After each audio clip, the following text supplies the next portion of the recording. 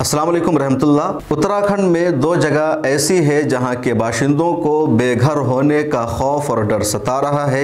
एक जगह सरकार वहां के रहने वाले बाशिंदों को बेघर करना चाहती है, दूसरी जगह के लोग कुदरती आफत का शिकार हो रहे हैं और बेघर होने पर मजबूर हैं।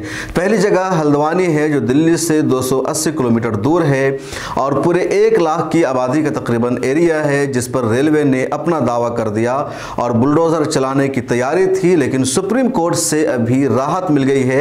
7 फरवरी के बाद क्या होगा, क्या उनका घर वहीं पर रहेगा या फिर उनको बेघर होना पड़ेगा, अभी कुछ भी नहीं कहा जा सकता है। दूसरी जगह जोशीमठ है जो दिल्ली से तकरीबन 500 किलोमीटर दूर है, पहाड़ी इलाका है और वहाँ 25,000 की आबादी है।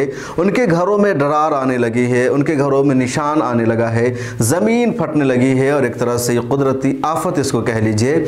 और ऐसे हालात बन गए हैं कब वो वहाँ पर नहीं रह सकते हैं। सरकार चाह कर भी उनको नहीं बसा सकती है, उनको अपना घर अपना इलाका छोड़ना पड़ेगा।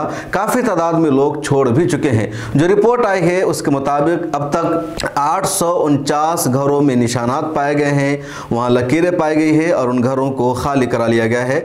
इनमें 165 घरों की हालत बहुत ज़्यादा ख़तरनाक है, वो डेंजरस हैं और वहाँ कदम रखना भी मुश्किल हो गया है। ज़मीनें फटने लगी है, मंदिरों में भी दरार आने लगा है। 800 लोगों को बाहर एक कैंप में बसाया गया है। काफ़ी तादाद में लोग दूसरी जगहों पर जा रहे हैं। सरकार से उन लोगों की मांग है कि हमें दूसरी जगह बसाया जाए, आबाद किया जाए। कुछ लोग ये भी कह रहे हैं कि हम दूसरी जगह बस कर करेंगे क्या, हमें दूसरी जगह भले ही सरकार आबाद कर देगी, लेकिन हमारा बिजनेस क्या होगा, हमारा रोजगार क्या होगा, यहाँ जो हमारी ज़मीन और जायदाद थी उसका क्या होगा। फिलहाल यही कहा जा रहा है कि उस जगह को खाली कराया जाएगा। इस बीच जमाते इस्लामी हिंद के एक वफद ने भी जोशीमठ का दौरा किया है, वहाँ के हालात का जायज़ा लिया है कि वहाँ के लोग किस तरह रह रहे हैं, उनकी क्या सूरत हो सकती है उनको बचाने की, उनको क्या मदद की ज़रूरत है। 4 अफराद पर जमात इस्लामी हिंद का वफद था, जिसमें जमात इस्लामी के सेक्रेटरी मौलाना मोहम्मद अहमद भी मौजूद थे, इसके अलावा इनामुर रहमान साहब मौजूद थे और भी लोग मौजूद थे। जोशीमठ के जो हालात है उस ताल्लुक से हाल ही में एक कमेटी भी तश्कील दी गई है जिसका नाम है जोशीमठ बचाओ संघर्ष कमेटी। जमात इस्लामी के वफद ने इस कमेटी के जिम्मेदारों से भी मुलाकात की, फौरी तौर पर 1 लाख रुपए की मदद की है इन लोगों ने।